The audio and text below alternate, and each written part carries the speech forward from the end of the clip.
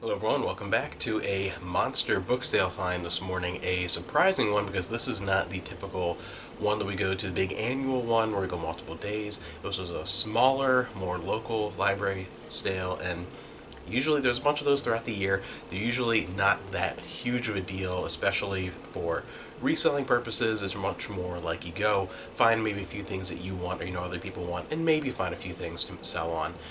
This was not what I expected. I filled up my 2 bags that I brought, these huge like IKEA bag things, within half an hour. There were a lot more people there than I thought. Again, it wasn't a huge sale, but I got a lot of really good stuff.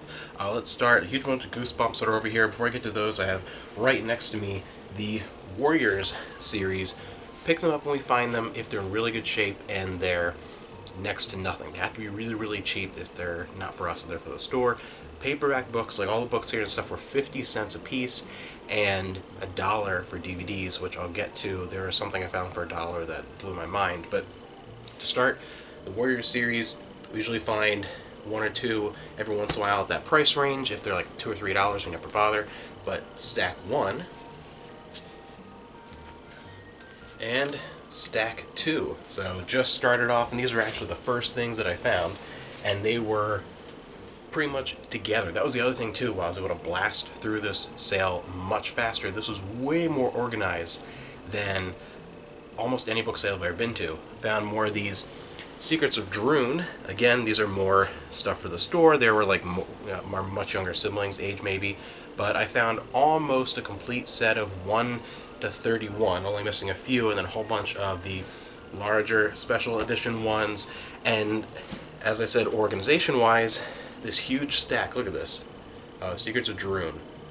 Crazy big stack, and I'd say 2/3 of this were just sitting together, like just organized like in one pile, and then a few others. And a lot of these are, it's like library donations usually, and they normally get kind of spread out and stuff is everywhere, but this was really organized. Went through those. Now on to the Goosebumps. I found a ton of Goosebumps, and about 2/3 of them are the original like 90s release, a few of the later reprints, and a couple other series, like some of the newer releases, but a whole bunch of Goosebumps. Again, stack one and stack two, including even like number one. And there's a couple other of the later ones that are a little bit harder to find, but overall, yeah, just two giant stacks of Goosebumps. That was great to find. And then more in that vein, some of the Ghosts of Fear Street. So some more R.L. Stine, and a bunch of more kid books. We have Ghost Buddies and Animorphs. So just kept finding more and more in that section, and then as well some more R.L. Stine with Fear Street, and it was right next to related stuff, the Christopher Pike. So that was already great. Then I found this huge collection of the Berenstain Bears. These were like the older ones. These are the ones that I would have had this certain size release in this style. So a huge pack of classic ones and a couple hardcover. So a bunch of real old school Berenstain Bears, and those again are one of those that are perfect if you have a whole bunch of them to sell for a lot. They don't do anything individually, but those, some of the older, these bigger black background, the Magic School Bus, those are right there with the Berenstain Bears as well. And then a big stack of Bean science fiction. I just put up a huge lot of those. I don't know if I'll make a second lot or edit that one. I don't know. The weight's going to be a little much, but a huge from different authors. That was about it. That was the only disappointing part. The entire thing was the science fiction and fantasy section was less than your average kitchen table, and this big stack that I took was, I don't know, 20% of what was there, and there was literally not a single Star Trek book in the entire book sale. Not one. I mean, I've been saying for years that every year it seems like at all these sales, it went from like giant boxes full of Star Trek books every year. I was growing up at book sales, to like a box, to just a few, and now you just don't even find them. Like, where the heck did all the Star Trek books go? But more kids' books, a bunch more stuff, and then we'll get to those DVDs. Found this trilogy, the Tripods trilogy. Some classic Ninja Turtles. I actually had this one, the ABCs for a Better Planet. Recycle, don't pollute, dudes. Green Power. Return of the Shredder. and the kids' storybook based on Secret of the Ooze, the second movie, some cool classic turtles. Then some books more for the stuff like Pengo, and this is really funny because this I actually found in with the kids' books. It was right there with all the Goosebumps. So somehow I don't think that's targeting the same demographic. So again, some like 50 or 50 cents. Some good Pengo finds. Really good for the book sale. One Anne Rice.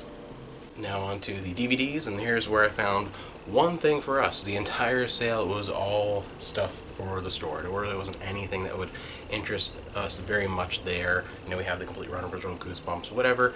But the DVDs, there weren't very many there, but they were $1 a piece, so there were some that were worth picking up. This PBS American Ballet Theater History. King Tutankhamun is a History Channel documentary, and it's one of the ones that's still okay. I say that because the History Channel in the early years was actually like a History Channel before it turned into utter nonsense and a lot of those just terrible crap. But it's an older documentary, so it's pretty good. You know, Hulk Hogan, a multi-disc collection of that, Battlestar Galactica: The Plan, a few seasons of Millennium, seasons 3 and 2, and then the older box set version of season 1. So the first 3 seasons of Millennium, spin off to the X-Files, and Nero Wolfe, the A&E series, the complete second season.